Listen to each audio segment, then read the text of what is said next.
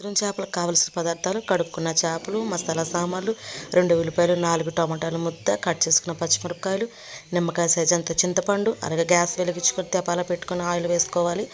Oil వేడైన తర్వాత cut చేసుకున్న మిర్చి, కరివేపాకు, కొంచెం కొత్తిమీర, అలాగే ముద్దగా నూరుకున్న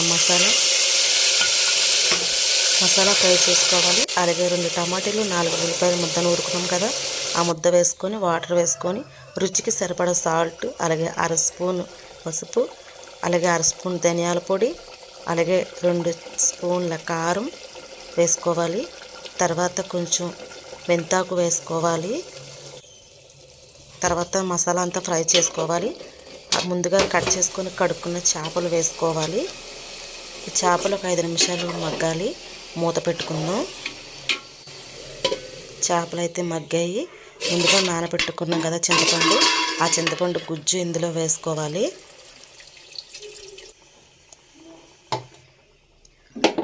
చింతపండు రసం అయితే ఇందులో వేసుకున్నామండి. పులుసుని బాగా మరపెట్టుకోవాలి. అలాగే కట్ చేసుకున్న కొత్తిమీర ఉంది కదండి, ఆ కొత్తిమీర కొంచెం వేసుకోవాలి. పులుసు అయితే రెడీ అయిపోయింది. స్టవ్ అనేది ఆఫ్ చేసేయాలి. ఎంతో టేస్టీగా ఉండే సముద్ర చేపల పులుసు రెడీ.